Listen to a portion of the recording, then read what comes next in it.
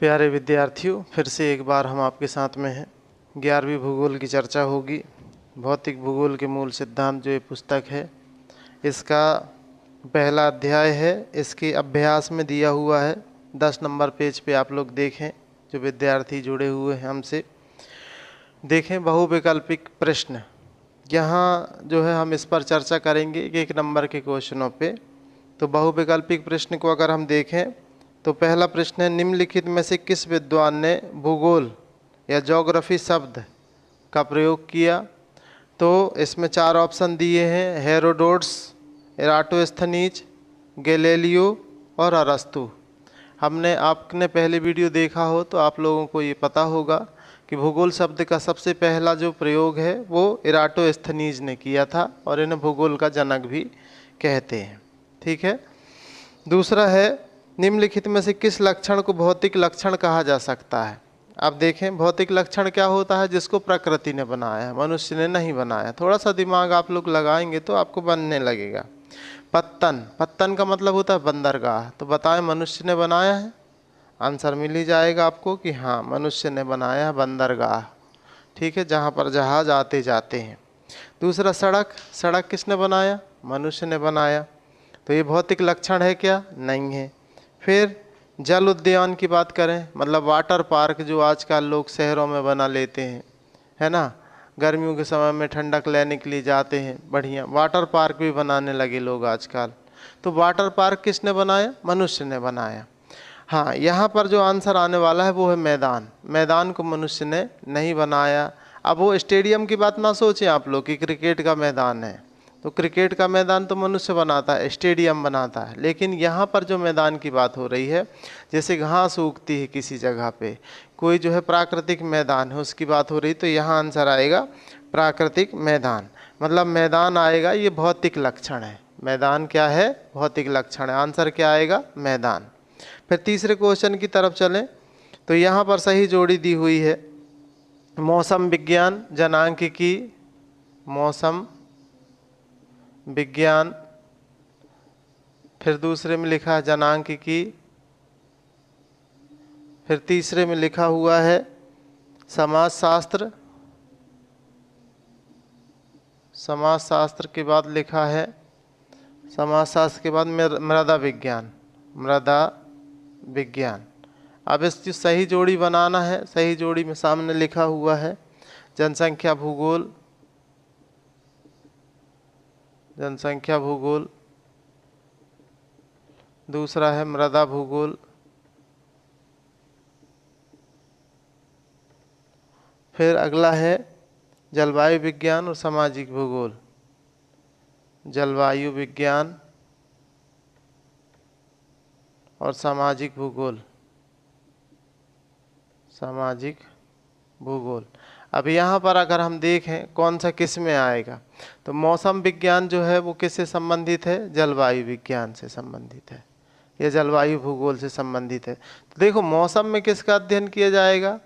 मतलब ये जलवायु का छोटा हिस्सा कहलाता है। ठीक है, ये दोनों भौतिक लक्षण है। फिर जनांकिकी की बात करें, जनसंख्या से संबंधित बात हो रही है कि आयु, लिंग, कार्यशील जनसंख्या के आधार पर जनसंख्या को बांटें।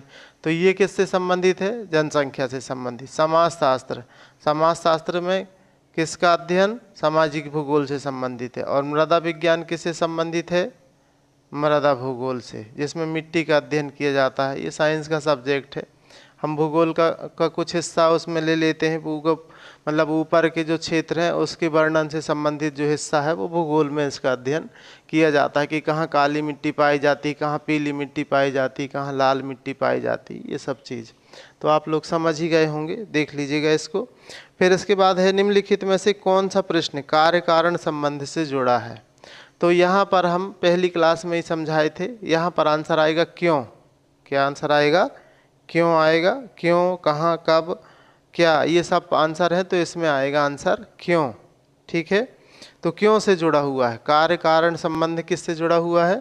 क्यों से जुड़ा है। मतलब ये है कि कोई चीज़ है यहाँ पर, जैसे मनुष्य की बात करें कि हमारे भारत में जो लोग रहते हैं दक्षिण भारत में, उनका रंग काला होता है। रंग क्या होता है? काला। तो प्रश्न उठेगा क्यों, क्यों है ऐसा? तो आंसर आएगा कि भाई यहाँ पर जो है ये कर्क रेखा के नीचे वाला हिस्सा है, तो यहाँ तापमान ज़्यादा होता है, तापमान ज़्यादा होता है। तापमान के ज़्यादा होने के कारण से इनका रंग क्या होता है? काला होता है। फिर असम में जो लोग हैं वहाँ पर क्या बनाते हैं? बाढ़ ज़्यादा आती है तो लोग किस तरीके के घर बनाते हैं? या पानी ज़्यादा गिरने के कारण से इस तरीके के घर बनाते, बिल्कुल तीव्र ढाल वाले घर बनाते हैं। तो ये है क्या, क्यों, कहाँ, कैसे, इनका अध्ययन तो किया जाता है, लेकिन मतलब कार्य कारण से जो संबंध है वो क्यों का। अंग्रेज गोरे होते हैं, क्यों होते हैं? अंग्रेज इसलिए गोरे होते हैं क्योंकि वो ठंडी जलवायु के प्रदेश में रहने वाले लोग हैं, है ना। भारत के लोगों के बारे में कहा जाता है कि जो लोग जो है गर्म प्रदेशों में रहते हैं वो आलसी होते हैं और निकम्मे होते हैं। ये सही बात है, क्योंकि जहाँ पर गर्मी ज़्यादा रहेगी तो वहाँ पर जो है लोगों को आलस ज़्यादा आता है, तो इसलिए कहा जाता है कि गर्म प्रदेशों के लोग आलसी और निकम्मे होते हैं। निकम्मे मतलब कोई काम के नहीं होते हैं। हालांकि ये कहाँ से ये सेंटेंस आ गया इसकी जानकारी तो नहीं है। जैसे कि बात करें यूरोप महाद्वीप में ठंडा क्षेत्र है तो वहाँ कार्य क्षमता लोगों की ज़्यादा होती है, ठीक है। तब तो एक ग्रेट ब्रिटेन ग्रेट बन गया, छोटा सा द्वीप, छोटे से टापू पे बसा देश, और विश्व के अधिकांश देशों पर उसने अपना आधिपत्य जमा रखा था और शासन भी चलाया उन्होंने बहुत समय तक, कई साल। मतलब भारत की बात करें तो लगभग 200 साल तो फिर भी मान लो कि उन्होंने शासन किया भारत में, ठीक है। ईस्ट इंडिया कंपनी बनाई थी 1600 शताब्दी में, और उसके बाद जो है फिर राजा महाराजाओं को गुलाम करना शुरू कर दिए, तो उनने एक बहुत लंबे समय तक भारत में शासन किया।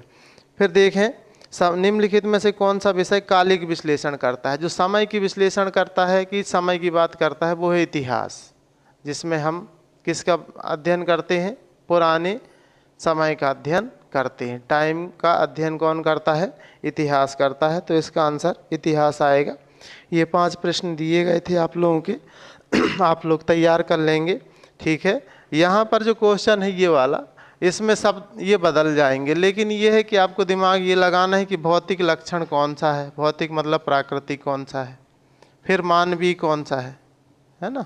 तो अगर आप इतना कर लेते हो, यहाँ पर ये भौतिक और मानवीय का ही क्वेश्चन पूछा जाता है ज़्यादातर।